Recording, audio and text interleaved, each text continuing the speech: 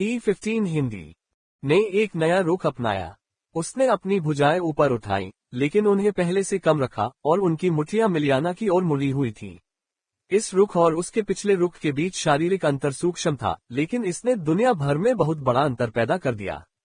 उसका नया रुख आक्रमण की ओर उन्मुख था, जबकि उसका पुराना रुख आंशिक रूप से रक्षात्मक था। वह समानांतर चाल और संतुलित दिशा के साथ मिलियाना की ओर दौड़ा और जितनी जल्दी हो सका उनके बीच की दूरी को पार कर गया। बूम! उन्होंने महत्वपूर्ण दबाव के साथ एक उड़ते हुए घुटने से सीधे उसके गार्ड पर वार किया। यह एक अत्यंत शक्तिशाली प्रहार था जिसमें प्रभाव को बढ़ाने के लिए अप्रेंटिस स्तर की पैंतरेबाजी तकनीकों द्वारा उत्पन्न गति का उपयोग किया गया था। मिलियाना कुछ रक्षात्मक प्रशिक्षु स्तर की तकनीकों के साथ नुकसान को कम करने में कामयाब रही, लेकिन केवल आंशिक रूप से। वह झटके से लड़खड़ाते हुए पीछे हट गई थी। सच में उसे उम्मीद नहीं थी कि रूई इतनी हिंसक आक्रामक रणनीति के साथ वापस आएगा। उसे यकीन था कि उसे पहले से ही एहसास था कि वह ऐसी अत्यधिक ऊर्जा खपत करने वाली रणनीति के साथ अपनी ऊर्जा को जला देगा। रूई ने अपने बचाव की परवाह किए बिना अपने शरीर का वजन उन सभी पर डालते हुए अधिक से अधिक शक्तिशाली वार किए। अगर मिलियाना एक रक्षात्मक या बचाव करने वाली विशेषज्ञ होती तो वह अपनी जमीन पर बने रहते हुए हमलों से निपटने में सक्षम होती, लेकिन वह एक ऑलराउंडर सहनशक्ति विशेषज्ञ थी। बचाव पर उसका ध्यान उतना मजबूत नहीं था जितना कि उसे उनके बीच दूरी बनाने के लिए मजबूर न होने के लिए आवश्यक था। हालांकि वह आक्रामक रुख अपनाने में भी बहुत सक्षम थी। उसने रूई पर कई वार किए, लेकिन रूई ने उन्हें कुछ देर के लिए रोक दिया तथा उसके बाद बिना किसी परेशानी के अपना आक्रमण जारी रखा, जिससे रूई को बहुत आश्चर्य हुआ। दूसरी ओर रूई अंदर से बहुत खुश थी। न्यूनतम ऊर्जा खपत आपके आक्रामक और रक्षात्मक दोनों विकल्पों को कम कर देती है। आप वे जैसे धमाकेदार आक्रामक हमले नहीं कर सकते क्योंकि वे काफी ऊर्जा खपत वाले होते हैं। उसने सोचा, मुझे संदेह है कि आप पहले स्थान पर ऐसे हमलों का प्रबंधन कर सकते हैं। वह आंशिक रूप से सही था। आक्रामक विकल्पों की कम संख्या के कारण उसके हमलों का पूर्वानुमान लगाना आसान हो गया और इस प्रकार उसके बचाव के लिए समय पर बचाव करना आसान हो गया, लेकिन ये प्रक्रिया उसकी कल्पना से कहीं अधिक थकाऊ और तनावपूर्ण थी। इसके अलावा उसकी मांसपेशियों में दर्द होने लगा था, जबकि मिलियाना की हालत ठीक लग रही थी, सिवाय रूई द्वारा दिए गए कुछ चोटों के। ये निश्चित रूप से सहन शक्ति पूरक अप्रेंटिस स्तर की तकनीकों का परिणाम था। वह इसे लंबे समय तक कायम रख सकती है, जबकि मैं नहीं, मुझे जल्दी जीतना है। उसे तुरंत अपनी रणनीति पर अमल करना था। वह उसे लगातार उड़ाता रहा, जबकि वह कम से कम हरकतों से नुकसान को कम करती रही। हालांकि ऐसा करते हुए वह रिंग के किनारे तक पहुंचने लगी। क्या यह उसकी योजना है? रिंग आउट, मिलियाना ने निराश होकर सोचा। अगर ऐसा है तो उसने मुझे कम आंका है। उसने और भी सख्त रुख अपनाया और दृढ़ निश्चय किया कि वह और पीछे नहीं हटेगी। वह इस रणनीति के लिए नई नहीं थी, यह उन कई रणनीतियों में से एक थी जिसे अन्य प्रशिक्षु छात्रों ने उसे हराने के लिए आजमाया था। रिंग से 1 फुट की दूरी पर रूई ने अचानक अपना रुख बदल दिया। उसने अपनी मुट्ठियों को खोलकर हथेलियों को छाती की ऊंचाई पर अपने बगल में रख लिया और झुक गया। कुश्ती की मुद्रा, मिलियाना ने सोचा। उसके इरादे उसके लिए स्पष्ट थे। उसका इरादा गोली चलाने का था, कुश्ती में एक ऐसा क्रियाकलाप जिसका उद्देश्य उसे नीचे गिराना और उसे रिंग से बाहर धकेलना होता है। यह ऐसी रणनीति भी नहीं थी जिसका उसने अनुभव न किया हो, लेकिन इस तरह की सरल रणनीति के लिए उतनी ही सरल प्रति रणनीति भी थी। उसे बस आगे बढ़कर अपना पूरा वजन मुख्य सामने वाले पैर पर डालना होगा और पीछे के पैर को फोर्स ड्राइवर के रूप में इस्तेमाल करना शूट से निपटने का तरीका था। फिर वह दोनों को असंतुलित करके लड़ाई को पूर्ण संपर्क ग्राउंड ग्रैपलिंग में बदल देगी। रिंग आउट के जोखिम को कम करने का ये सबसे कम सहनशक्ति खपत वाला तरीका था। जब आपके दोनों शरीर एक तनावपूर्ण लॉक स्टेलेमेट में जमीन पर हों, तो किसी को सीमाओं से बाहर धकेलना मुश्किल था। ये निश्चित रूप से एक ग्रैपलिंग विशेषज्ञ के लिए संभव होगा, लेकिन वह जानती थी कि रूई ऐसा नहीं था। इसके अलावा उसे यकीन था कि उसके पास कुश्ती में उससे ज्यादा अनुभव था। कुश्ती स्वाभाविक रूप से दृढ़ता की लड़ाई थी। ये बहुत ही सहनशक्ति वाली लड़ाई थी, जहां सहनशक्ति तकनीक के समान ही महत्वपूर्ण थी। एक ऐसे युद्ध में जहां सहनशक्ति ही राजा है, सहनशक्ति उन्मुख विशेषज्ञ को चुनौती देना, तुम मेरी अपेक्षा से अधिक मूर्ख हो, रूई क्वार्य। उसने गंभीरता से मूल्यांकन किया, क्योंकि रूई उस पर झपटा और ठीक वैसे ही गोली चलाई जैसा उसने अनुमान लगाया था। पीवा शांति से आगे बढ़ने के लिए सही मौके का इंतजार कर रही थी। अगर वह बहुत जल्दी आगे बढ़ती तो उसे मनचाही स्थिति में पहुंचने के बाद खुद को रोकना पड़ता। अगर वह बहुत देर से आगे बढ़ती तो वह उसे सीमा से बाहर धकेल देता। वह अपना सारा वजन अचानक उसके मुख्य पैर पर डालना चाहती थी, ठीक उसी समय जब वह उससे टकराता ताकि उसके वजन के बदलाव की गति उसकी गति को रद्द कर दे। वह क्षण आ गया। उसने अपना बायां पैर उठाया और शरीर के साथ उसे भी आगे की ओर धकेला ताकि वह जमीन पर मजबूती से टिक जाए। पकड़ा। रूई फुसफुसाई जिससे उसके शरीर में ठंडक दौड़ गई। झाड़ू। रूई ने जैसे ही अपना बायां पैर जमीन से उठाया, उसने तेजी से एक तेज किक मारी। किक ने उसके पैर को पकड़ लिया और जमीन तक पहुंचने से पहले ही उसे दूर ले गई। अचानक मिलियाना का सारा भार जो उसके बाएं पैर द्वारा सहन किया जाना था, अब सहन नहीं किया जा सका। रूई मुस्कुराई क्योंकि उसका शरीर अनिवार्य रूप से दाहिनी ओर गिर गया था। उसने कभी भी गंभीरता से टेक डाउन करने का इरादा नहीं किया था। वह जानता था कि यह शायद काम नहीं करेगा। उम्र के अंतर के कारण उसका वजन उससे थोड़ा ज्यादा था और उसे कुश्ती का भी उससे ज्यादा अनुभव था, जिसे उससे बहुत कम अनुभव था। उसके लिए लड़ाई को पूर्ण संपर्क ग्राउंड ग्रैपलिंग में बदलना आसान होगा, जहां आमने सामने की प्रतियोगिता में उसके जीतने की लगभग कोई संभावना नहीं थी। इसके अलावा यह इतना स्पष्ट विचार था कि अगर वह इतनी सरल रणनीति से नहीं निपट पाती तो वह इतने लंबे समय तक चुनौती देने वाली नहीं रह पाती। ये वास्तव में इसलिए था क्योंकि यह एक अच्छा विचार नहीं था तथा उसकी ऊर्जा न्यूनतमवादी दृष्टिकोण के साथ संयोजन में वह उसके पहले जवाब की भविष्यवाणी कर सकता था। पैर जमाना और वजन को दूसरी ओर ले जाना लगभग निश्चित था। उसकी स्थिति में कोई भी अन्य रणनीति उसकी शैली के बिल्कुल विपरीत जाती। इससे उसे समय रहते जवाबी हमले के रूप में एक जोरदार किक मारने का मौका मिल गया, जिससे उसका वजन कम हो गया और वह पूरी तरह से असंतुलित हो गई। जैसे ही उसने स्वयं को जमीन पर गिरने के लिए तैयार किया, रूई ने तुरंत अपना बायां हाथ उसकी गर्दन के चारों ओर डाल दिया और उसके सिर को दबा दिया। रियर चोक होल्ड। ये सबसे जोखिम भरा हिस्सा था, लेकिन उसे जुआ खेलना पड़ा। अगर वह युद्धाभ्यास में विफल हो जाता या अगर उसके पास आउटर कन्वर्जेंस जैसी कोई तकनीक होती जिससे वह उस स्थिति में उस पर जोरदार प्रहार कर सकती, तो वह बच सकती थी। लेकिन वह अपनी जीत की संभावनाओं को और अधिक नहीं बढ़ा सकता था, खासकर लड़ाई के बीच में। पृथ्वी पर युद्ध खेल उद्योग में एक लोकप्रिय कहावत थी, यदि आप पीछे से गला घोंटने की कोशिश में फंस जाएं, तो हार मान लें। ऐसा इसलिए था क्योंकि पृथ्वी पर पीछे से गला घोंटने की इस पद्धति को हराने का कोई वास्तविक तरीका नहीं था। यह एनाकोंडा की तरह धमनियों और ग्रासनली पर दबाव डालता था और इतना अधिक दबाव डालता था कि लड़ाकों ने इसे इस तरह महसूस किया कि मुझे लगा कि मेरा सिर फट जाएगा। रूई को बस यही प्रार्थना करनी थी कि यह सांसारिक ज्ञान इस दुनिया में भी सत्य साबित हो। उसने अपने बाएं हाथ से उसकी गर्दन को दबाया और दाएं हाथ से उसकी गर्दन को नीचे धकेला। फिर भी उसने कभी टैप नहीं किया।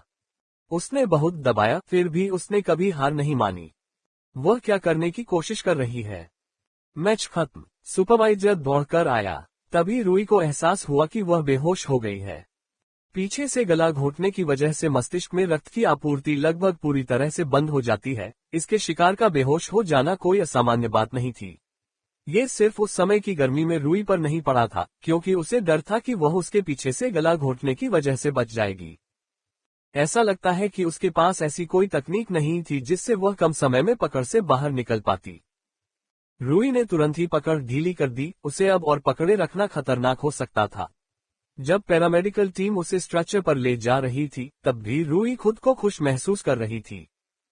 ये पहली बार था जब उसने किसी अनुभवी मार्शल अप्रेंटिस को हराया था। उसने जितने भी मार्शल अप्रेंटिस को हराया था, वे सभी उसके जैसे ही लोग थे जो हाल ही में अप्रेंटिस क्षेत्र में आगे बढ़े थे। इन अप्रेंटिस की नींव कमजोर थी और उन्होंने अपनी मार्शल आर्ट का विस्तार या विकास नहीं किया था और अनुभव में भी उससे कहीं ज्यादा कमी थी। लेकिन जैसे ही उन्होंने उस लड़ाई पर नजर डाली, उनकी तर्कसंगतता तुरंत स्थापित हो गई। वह असली लड़ाई में नहीं हारी होगी। रूई को एहसास हुआ। वास्तविक लड़ाई में रिंग आउट नहीं होते थे, जो उनकी रणनीति का महत्वपूर्ण हिस्सा था। रूई को नहीं लगता था कि इस तत्व के बिना वह उसे हरा पाएंगे।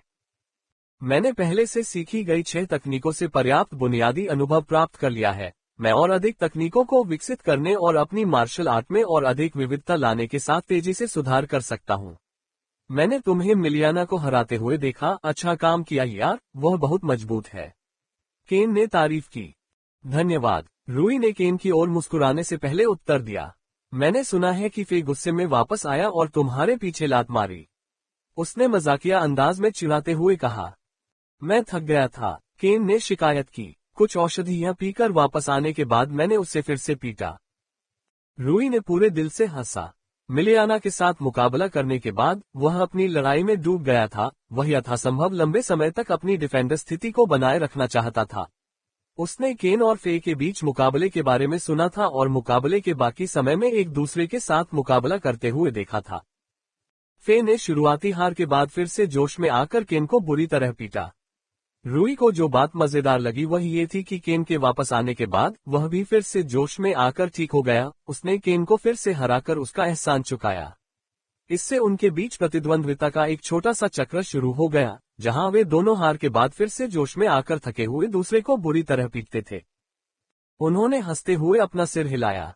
किशोर, वह अक्सर भूल जाता था कि वे दोनों उसके लिए बच्चों से ज्यादा कुछ नहीं थे। वे अपनी अपरिपक्व अवस्था में थे, इसलिए उसने सोचा कि यह असामान्य नहीं था। उसे ये केवल मनोरंजक और दिलचस्प लगा।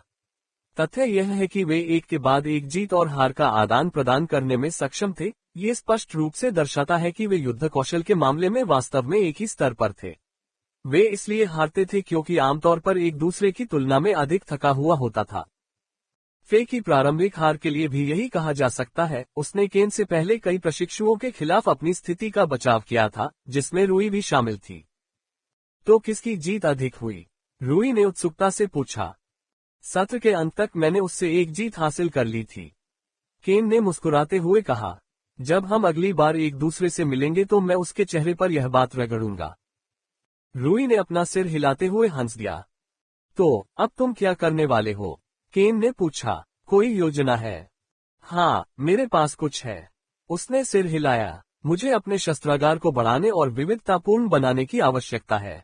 मेरे पास अब जो 6 तकनीकें हैं वे मुश्किल से आधार के रूप में गिनी जाती हैं, लेकिन इसमें अभी भी कमियां हैं। युद्ध में मेरे विकल्प बहुत सीमित हैं। मेरे पास केवल एक आक्रामक तकनीक है, वाइटल प्रेशर। यह मेरे साधनों और जीत की संभावनाओं को काफी हद तक सीमित करता है। इसके अलावा इसका वाइटल प्रेशर अंतिम चाल के लिए नहीं है, ये केवल आपके हमलों की क्षति को बढ़ाने के लिए है। कान ने सिर हिलाया। वाइटल प्रेशर उन बुनियादी आक्रामक उन्मुख स्ट्राइकिंग तकनीकों में से एक थी जिसमें उन्होंने महारत हासिल की थी। उनकी कच्ची शारीरिक क्षमता कमजोर थी। ऐसा इसलिए था क्योंकि उन्होंने अपने शरीर को गति के लिए प्रशिक्षित किया था। इसलिए ऐसी तकनीकें जो उनके द्वारा पहुंचाए जाने वाले नुकसान को बढ़ाती थीं, वास्तव में आवश्यक थीं। एक ऑलराउंडर को हर तरह के विकल्पों की जरूरत होती है।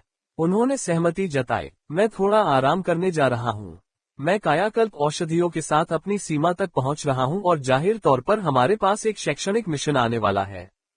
तो बाद में मिलते हैं। पब फ्यूचर द्वारा विज्ञापन। जरूर, थोड़ा आराम करो, फिर मिलते हैं। रूई ने सिर हिलाया और फिर अप्रेंटिस लाइब्रेरी की ओर चल पड़ा और सोचने लगा कि उसने अभी अभी केन से क्या कहा था। मेरे पास वास्तव में विकल्पों की कमी है। मेरे पास 2 पैंतरेबाजी तकनीकें, 2 रक्षात्मक तकनीकें, एक पूरक तकनीक और एक आक्रामक तकनीक है। इसके अलावा उसका आक्रमण केवल प्रहार करने तक ही सीमित था, जिसका अर्थ है कि वह एक आधे अधूरे अच्छे प्रशिक्षु पहलवान के खिलाफ भी कुश्ती नहीं लड़ सकता था। ये भी एक अवांछनीय परिणाम था। वॉइड एल्गोरिथम की प्रभावशीलता इस बात पर निर्भर करती थी कि उपयोगकर्ता कितना बहुमुखी था और उपयोगकर्ता बोर्ड भर में कितना कुशल था। यही कारण है कि उन्होंने अगले दौर की तकनीकों के माध्यम से अपने पूर्ण संपर्क और कुश्ती युद्ध कौशल को मजबूत करने का संकल्प लिया, जिन्हें वे सीखने जा रहे थे। एक आक्रामक ग्रैपलिंग तकनीक जरूर, एक रक्षात्मक ग्रैपलिंग तकनीक भी। और क्या, उसने खुद से कहा, एक फिनिशर मूव भी अच्छा रहेगा। आदर्श रूप से ये लचीला भी होना चाहिए। मुझे संदेह है कि ऐसी चीज मुफ्त आधारभूत तकनीकों में से होगी। सबसे अच्छा होगा ऐसी तकनीक ढूंढना जिसका मूल्य उसकी उपयोगिता पर अत्यधिक निर्भर करता हो। युद्ध में मार्शल आर्ट तकनीक के प्रभाव को निर्धारित करने वाले कई चर थे। दक्षता निश्चित रूप से एक महत्वपूर्ण पैरामीटर था, लेकिन इसके अलावा भी कई अन्य पैरामीटर थे। अनुकूलता उतनी ही महत्वपूर्ण थी, कई बार तो इससे भी ज्यादा महत्वपूर्ण। उपयोगकर्ता के शरीर और मानसिकता और तकनीक के बीच अनुकूलता युद्ध में तकनीक के प्रभाव को बहुत हद तक प्रभावित कर सकती थी। केन जैसे हल्के और फुर्तीले शरीर वाले व्यक्ति के लिए सबसे उपयुक्त तकनीक का उपयोग अत्यधिक विकसित मांसपेशियों वाले भारी भरकम व्यक्ति के हाथों में बेहतर ढंग से नहीं किया जा सकेगा, और इसके विपरीत भारी भरकम व्यक्ति के लिए निर्मित तकनीकें केन जैसे व्यक्ति के हाथों में बहुत अच्छी तरह से काम नहीं करेगी। तकनीक का लचीलापन भी महत्वपूर्ण था। लचीलापन आमतौर पर दक्षता की कीमत पर आता है। दोनों ही कुछ हद तक स्वाभाविक रूप से एक दूसरे के विपरीत थे। तकनीक कितनी कुशल है ये तय करने का एक हिस्सा इस बात पर निर्भर करता था कि वह तकनीक उन परिस्थितियों के लिए कितनी उपयुक्त थी जिनमें उसका उपयोग किया जाना था। अगर किसी तकनीक को शुरू से ही किसी एक खास परिस्थिति में बेहतर प्रदर्शन के लिए बनाया गया है, तो यह निश्चित रूप से उस एक परिस्थिति में बहुत अच्छा प्रदर्शन करेगी, इसकी दक्षता बहुत अधिक होगी। हालांकि अगर ये तकनीक सिर्फ एक खास परिस्थिति के लिए बनाई गई है, तो ये किसी भी अन्य परिस्थिति में बहुत अच्छी तरह से इस्तेमाल नहीं की जा सकेगी, इसलिए इसमें लचीलापन कम होगा। हालांकि अगर किसी तकनीक को शुरू से ही कई परिस्थितियों में इस्तेमाल करने के लिए बनाया गया हो, तो उसमें उच्च लचीलापन होगा। लेकिन चूंकि इसे किसी विशेष परिदृश्य में बेहतर प्रदर्शन करने के लिए नहीं बनाया गया था, इसलिए किसी एक विशेष परिस्थिति में इस्तेमाल करने पर यह बहुत प्रभावी नहीं होगी और युद्ध में इस्तेमाल होने पर इसका प्रभाव कुछ हद तक सीमित होगा। यह एक सामान्य चिकित्सक और, मान लीजिए, एक हृदय रोग विशेषज्ञ के बीच के अंतर जैसा था। हृदय से संबंधित सभी मामलों के लिए हृदय रोग विशेषज्ञ निश्चित रूप से बेहतर निदान और उपचार करेगा, लेकिन अन्य सभी चिकित्सा मामलों के लिए सामान्य चिकित्सक उनका निदान करने में अधिक सक्षम होगा, और इस प्रकार वह बेहतर काम करेगा, भले ही वह उन क्षेत्रों के विशेषज्ञों जितना अच्छा न हो। ये था कार्यकुशलता और लचीलेपन के बीच का अंतर। बेशक तकनीकों का अत्यंत कुशल और लचीला होना असंभव नहीं था। ठीक वैसे ही जैसे किसी विलक्षण प्रतिभा के लिए कई चिकित्सा क्षेत्रों में विशेषज्ञता हासिल करना असंभव नहीं था। लेकिन ऐसी तकनीकें दुर्लभ और मूल्यवान थीं। उन्हें प्राप्त करना निश्चित रूप से कठिन होगा। पब फ्यूचर द्वारा विज्ञापन। तकनीकों का एक बड़ा हिस्सा बीच में था, जिसमें एक सभ्य संतुलन दक्षता और लचीलापन था, जिसमें एक सभ्य बहुमत एक या दूसरे तरीके से झुका हुआ था। अकादमी ने लचीलेपन के आधार पर तकनीकों को वर्गीकृत किया, हालांकि उन्होंने दक्षता के आधार पर तकनीकों को व्यवस्थित किया। आखिरकार तकनीकों को डिजिटल रूप से संग्रहित नहीं किया गया था, जहां उन्हें कई मापदंडों के आधार पर क्रमबद्ध करना आसान होता। हालांकि वॉइड एल्गोरिथम अधिक कुशल तकनीकों की तुलना में अधिक लचीली तकनीकों के साथ बेहतर काम करता है, ये निश्चित है, उसने खुद से कहा। वॉइड एल्गोरिथम ब्रूस ली के लचीलेपन के दर्शन को मूर्त रूप देने का एक उदाहरण था। ये निश्चित रूप से उन तकनीकों के साथ अधिक संगत था जो स्वाभाविक रूप से लचीली थीं, न कि उन तकनीकों के साथ जो अत्यधिक कठोर थीं। क्या इसका मतलब ये था कि रूई उच्च दक्षता को भूलकर केवल लचीलेपन पर ध्यान केंद्रित करना चाहती थी? रूई ने अपना सिर हिलाया, यह मूर्खता होगी। ऐसे परिदृश्य थे जहां विशिष्ट उच्च दक्षता वाली तकनीकें हमेशा किसी भी लचीली तकनीक की तुलना में कहीं अधिक कार्य कर सकती थीं। आदर्श रूप में मैं हर क्षेत्र, रेंज और युद्ध के प्रकार में कई उच्च दक्षता वाली विशेषज्ञ तकनीकों के साथ लचीली तकनीकों का एक ठोस आधार चाहता हूं। यह एक बहुत बड़ा काम था। फिलहाल रूई की नींव अधूरी है, जिसमें ठोसपन की अपेक्षा छेद अधिक हैं। अपने आदर्श तक पहुंचने में उन्हें काफी समय लग सकता था, खासकर इसलिए क्योंकि अकादमी द्वारा मुफ्त में दी जाने वाली तकनीकों से अपने लक्ष्य को प्राप्त करना असंभव था। इसका मतलब है कि मुझे अपना लक्ष्य पूरा करने से पहले संभवतः बहुत सारे मिशन पूरे करने होंगे, रूई ने सोचा। रूई ने अगले दौर की तकनीकें सीखने के बाद मिशनों के लिए आवेदन करना शुरू करने का इरादा किया। तब तक उसकी नींव इतनी मजबूत हो जाएगी कि अधिक अनुभवी और प्रतिभाशाली प्रशिक्षुओं के अलावा कोई भी उसे हरा नहीं पाएगा, एक बार जब वह उन तकनीकों का पूरी तरह से अभ्यस्त हो जाएगा। ऐसा इसलिए था क्योंकि उसकी सीखने की दर उसके साथियों की तुलना में कहीं अधिक थी, जबकि उसके साथियों को जितने दिन औषधियां लेनी पड़ती थीं, उतने दिन उन्हें आराम करना पड़ता था। वह उन दिनों को पागलों की तरह पीसकर बिता सकता था। इसके अलावा उसकी रिकवरी भी उनकी तुलना में बहुत तेज थी। निरंतर प्रशिक्षण ने उन्हें तकनीकों के सीखने में खुद को डुबोने की अनुमति दी। निरंतर विसर्जन ने उन्हें तकनीकों को तेजी से सीखने की अनुमति दी। ऐसा इसलिए था क्योंकि मानव मन एक मशीन नहीं था जो तुरंत शीर्ष गियर सीखने में प्रवेश कर सकता था। ये केवल मानसिक ऊर्जा की एक ठोस मात्रा खर्च करने के बाद ही था कि मन सीखने की गति के मामले में अपने चरम पर पहुंच सकता था।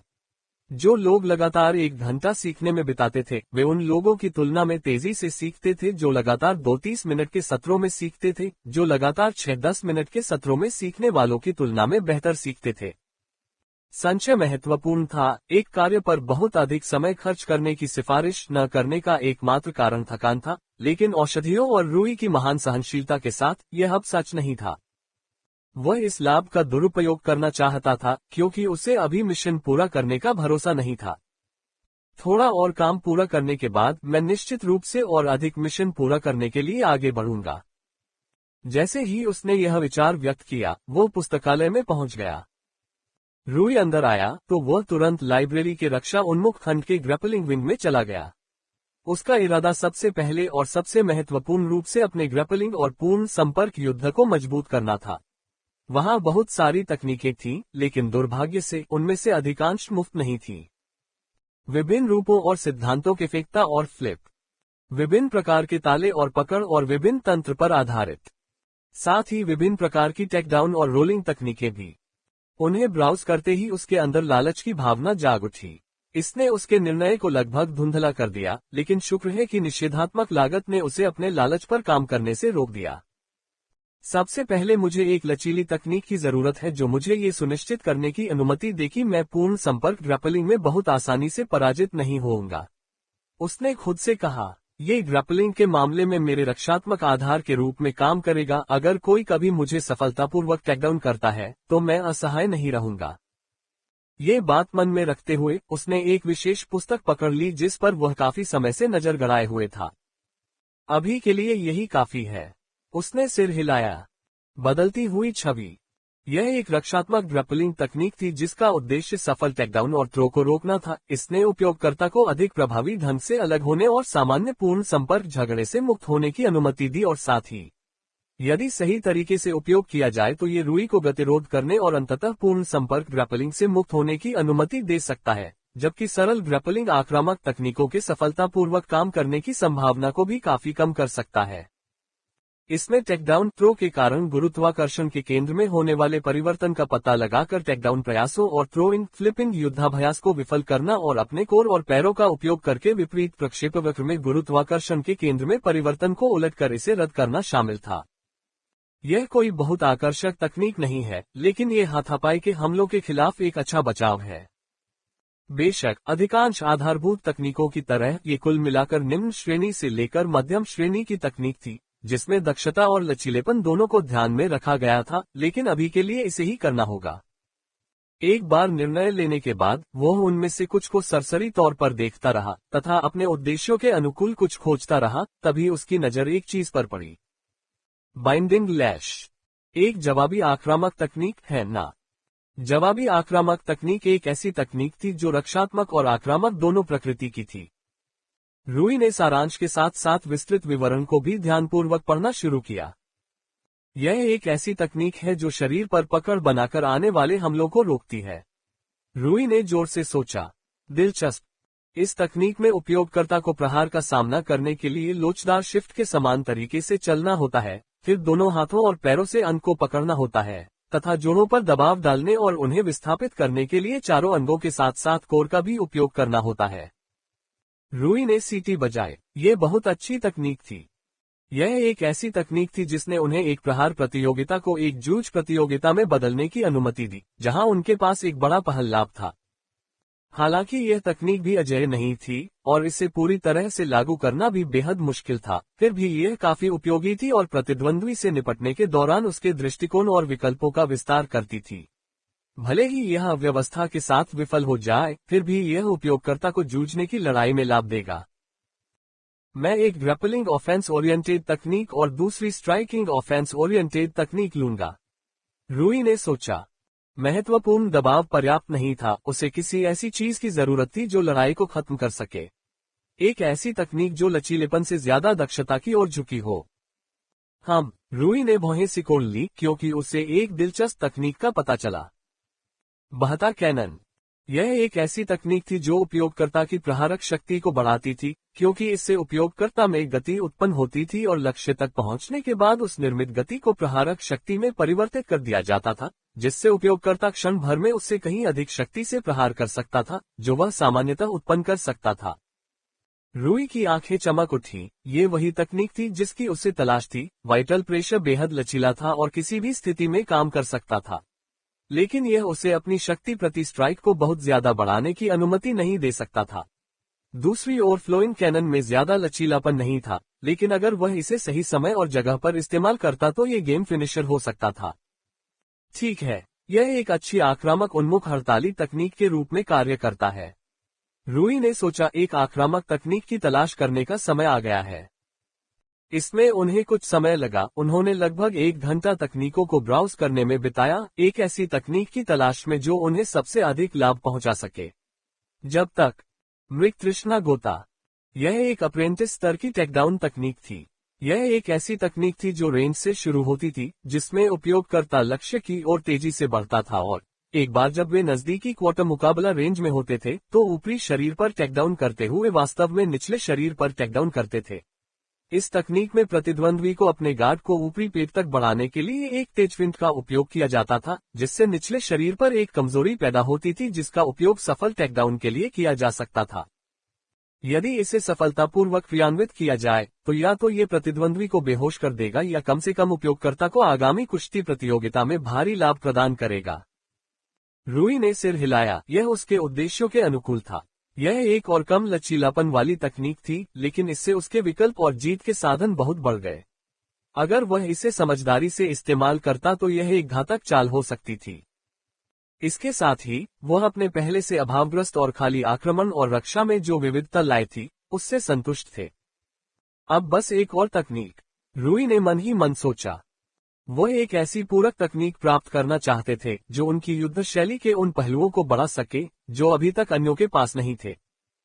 शायद मुझे सहनशक्ति उन्मुख तकनीक अपनानी चाहिए और मिलियाना की किताब से एक पन्ना लेना चाहिए, रूई ने विकल्प पर विचार करते हुए कहा। यह एक व्यवहार्य उपाय था। अपनी सहनशक्ति बढ़ाने से वह अपने कंधों से बोझ कम कर सकता था और अधिक सफाई से तथा सावधानी से समय लेकर लड़ सकता था। क्या करें, वह सोचने लगा। पहले ही 4 तकनीकें चुन ली थीं। एक आक्रामक, रक्षात्मक और एक जवाबी आक्रामक पकड़ने की तकनीक और एक आक्रामक प्रहार तकनीक। उन्होंने पहले ही 5 तकनीकें चुनने का फैसला कर लिया था, इसलिए एक और तकनीक बची। वो एक सहनशक्ति उन्मुख तकनीक पर विचार कर रहे थे। ये निश्चित रूप से वॉइड एल्गोरिथम के साथ तालमेल बिठाने वाली थी। आखिरकार वॉइड एल्गोरिथम तुरंत काम नहीं कर सकता था, इसके लिए समय की आवश्यकता थी। सहनशक्ति उन्मुख तकनीक होने से उन्हें वॉइड एल्गोरिथम का संचालन करने के लिए अधिक छूट मिलेगी। ठीक है, उसने सिर हिलाया। चलो इसी पर चलते हैं। अप्रेंटिस लाइब्रेरी के पूरक तकनीक अनुभाग में कई सहनशक्ति उन्मुख तकनीकें थीं। उनमें से बहुत सी अलग अलग सिद्धांतों और तंत्रों पर आधारित थीं जो या तो सहनशक्ति बढ़ाने के लिए शरीर में संग्रहित ऊर्जा की शुद्ध मात्रा को बढ़ाने पर केंद्रित थीं, या युद्ध के दौरान अनावश्यक गैर युद्ध संबंधी ऊर्जा खपत को कम करने पर केंद्रित थीं। आधे घंटे तक छानबीन करने के बाद उन्होंने 2 व्यवहार्य उम्मीदवारों की जांच की। हेलिकल श्वास NOVELBE-IN.CO।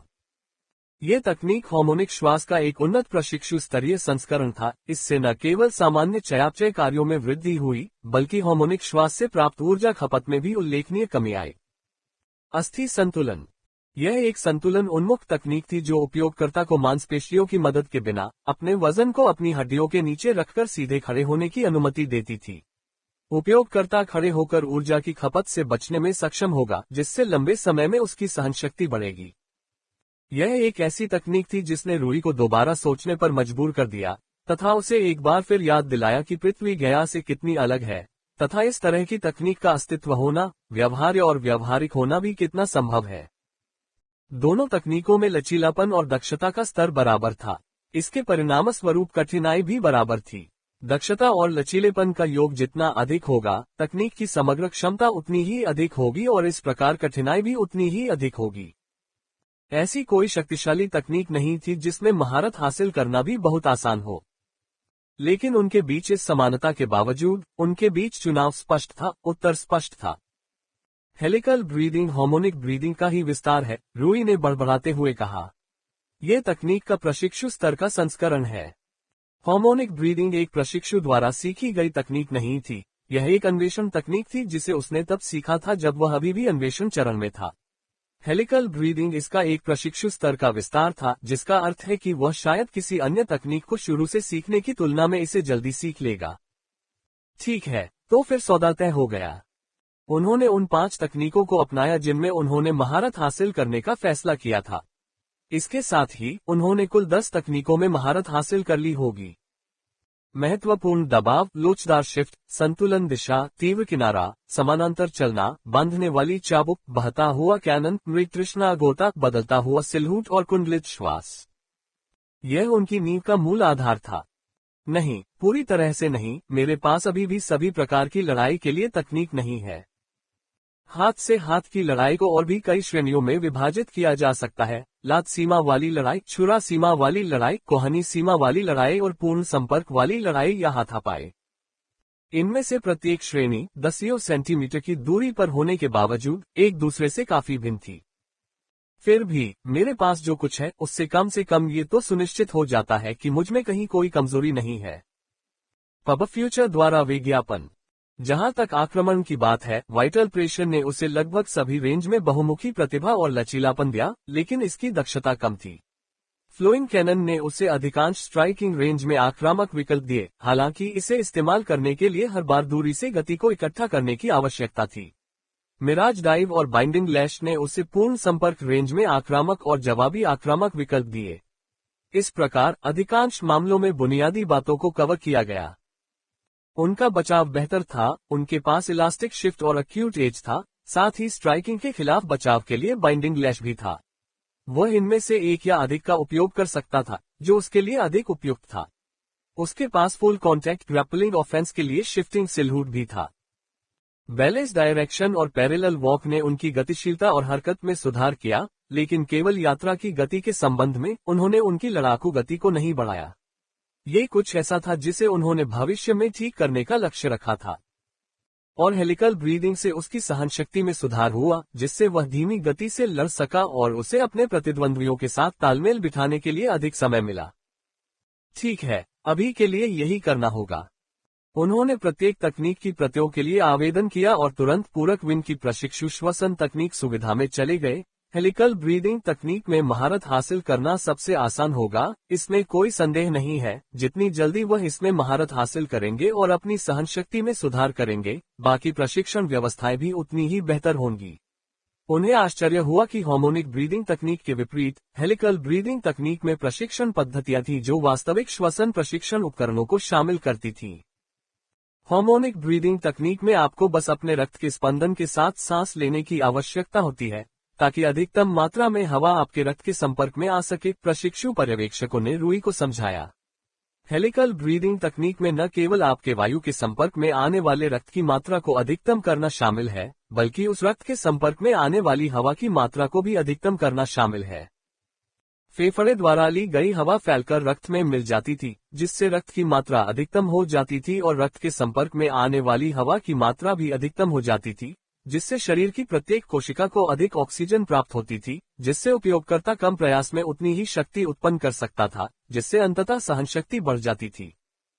चूंकि आप पहले से ही हार्मोनिक श्वास में निपुण हैं, इसलिए हम प्रशिक्षण के पहले चरण को छोड़ सकते हैं, क्योंकि यह हार्मोनिक श्वास प्रशिक्षण है।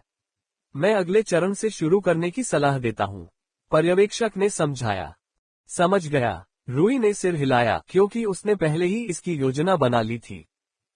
हम आपके फेफड़ों की क्षमता बढ़ाने और आपकी श्वसन शक्ति को मजबूत करने से शुरुआत करेंगे। जी श्रीमान। फेफड़ों की क्षमता और श्वसन शक्ति पृथ्वी पर भी श्वसन के महत्वपूर्ण पैरामीटर थे। फेफड़ों की क्षमता से तात्पर्य है कि आपकी श्वसन ली, आपका वायुमार्ग कितना खुला है और आपका फेफड़ा कितनी अच्छी तरह फैल सकता है। श्वसन शक्ति डायाफ्राम पर निर्भर थी, एकमात्र मांसपेशी जो वास्तव में सांस लेने के लिए जिम्मेदार थी, फेफड़ों में हवा को खींचने के लिए फैलती है और फेफड़ों से हवा को बाहर निकालने के लिए सिकुड़ती है। इन दोनों में सुधार करने से हार्मोनिक श्वास तकनीक में महत्वपूर्ण सुधार होगा। हालांकि ये सब कुछ नहीं था। हेलिकल तकनीक एक प्रशिक्षु स्तर की तकनीक थी, जिसका अर्थ है कि केवल प्रशिक्षु और उससे ऊपर के लोग ही इसमें महारत हासिल कर सकते थे। जहां तक कठिनाई की बात थी, बाद के चरणों में सांस लेने के तरीके शामिल थे जो रक्त के संपर्क में आने वाली हवा की मात्रा को और अधिक बढ़ा देते थे। अंतिम परिणाम एक ऐसी सांस लेने की तकनीक थी जो बहुत अधिक शक्ति और सहनशक्ति प्रदान करती थी। प्रशिक्षु स्तर की तकनीक की क्षमता ऐसी थी। व्यायाम में डायाफ्राम को मजबूत करना शामिल था, जो शरीर के बाकी हिस्सों के व्यायाम के समान ही था। मांसपेशियों को आमतौर पर प्रतिरोध, आमतौर पर वजन के भार के खिलाफ उन्हें फैलाकर और सिकुड़कर प्रशिक्षित और मजबूत किया जाता था। शरीर भर में विशेष मांसपेशी समूहों को फैलाकर और सिकुड़कर वजन को स्थानांतरित किया जाता था, जिससे वे समय के साथ मजबूत होते जाते थे। इस मामले में डायाफ्राम भी अलग नहीं था। रूई ने सांस लेने और छोड़ने में बहुत समय बिताया, जिससे सांस लेने में बहुत बाधा आई। इसका मतलब था कि अगर उपयोगकर्ता सामान्य रूप से सांस लेना चाहता था तो उसे अपने डायाफ्राम को पूरी सीमा तक धकेलना पड़ता था। इस अभ्यास के दौरान रूई के हौंफने और सांस फूलने की समस्या के कारण अपने दूसरे जीवन में पहली बार उसे प्रशिक्षण व्यवस्था से नफरत होने लगी। अब तक उन्होंने सभी विभिन्न और विविध प्रशिक्षण सत्रों को सहजता से लिया था, भले ही वे उनके लिए कठिन और नए थे। फिर भी उन्हें एक तकनीक में अपनी दक्षता के बेहतर से बेहतर होने की भावना का वास्तव में आनंद आता था। यह एक व्यसनकारी भावना थी। फिर भी ये प्रशिक्षण वास्तव में अप्रिय था। इसका कारण सरल था। ये तनावपूर्ण सांस की अनुभूति पृथ्वी पर मुझे होने वाले अस्थमा के दौरे के समान ही है। वह हौंफने लगा और सांस फूलने लगी। वे क्षण उसके जीवन के सबसे बुरे क्षण थे और अब उसे लगातार घंटों तक उनका सामना करना पड़ता था। फिर भी उन्होंने महसूस किया कि इस प्रशिक्षण से अंततः उनकी श्वास और सहनशक्ति में सुधार होगा, इसलिए उन्होंने कड़वी गोली निगल ली और खुद को पूरी ईमानदारी से प्रशिक्षण के लिए समर्पित कर दिया। जब उनका काम पूरा हो गया तो उन्होंने सुपरवाइजर को तुरंत विदाई दी और जितनी जल्दी हो सका वहां से बाहर निकल गए। मैं इस तकनीक में निपुणता प्राप्त करने का इंतजार नहीं कर सकता ताकि मुझे जीवन में कभी भी ये प्रशिक्षण दोबारा न लेना पड़े। फिर भी उस प्रशिक्षण ने सामान्य सांस लेने को एक विलासिता की तरह महसूस कराया, जिससे उसे उन चीजों की सराहना करने का मौका मिला जिन्हें वह अपने दूसरे जीवन में हल्के में लेता आया था। उसने इन विचारों को एक तरफ रखते हुए अपना सिर हिलाया और फिर अगले प्रशिक्षण केंद्र की ओर चल पड़ा, जहां उसने 5 नई तकनीकों में से अगली तकनीक सीखनी शुरू की। उसने पहले ही तय कर लिया था कि उसे आगे कौन सी तकनीक सीखनी है। मैं मिराज डाइव के बारे में काफी उत्सुक हूँ। यह आक्रामक ग्रैपलिंग तकनीक थी जिसे उसने सीखने का फैसला किया था। यह एक ऐसी तकनीक थी जिसमें उपयोगकर्ता ऊपरी टेकडाउन का दिखावा करता था, लेकिन इस छल से बने अवसर का फायदा उठाकर निचले टेकडाउन का प्रयास करता था। यह उन उपायों में से एक था जो उन्होंने अपने आक्रमण को सुधारने और युद्ध में अपने आक्रामक विकल्पों का विस्तार करने के लिए उठाया था। उसे आश्चर्य हुआ कि इस और इसी तरह की अन्य तकनीकों के लिए ये सुविधा अन्य सुविधाओं से कितनी अलग थी। फिर भी यह उसका पहली बार था जब वह किसी प्रशिक्षु स्तर की ग्रैपलिंग प्रशिक्षण सुविधा के लिए प्रशिक्षण सुविधा में गया था। आखिरकार उसने पहले कोई प्रशिक्षु स्तर की तकनीक नहीं सीखी थी। प्रशिक्षण उपकरण उनसे काफी भिन्न थे जिनका उन्होंने अन्य प्रशिक्षण सुविधाओं में उपयोग किया था।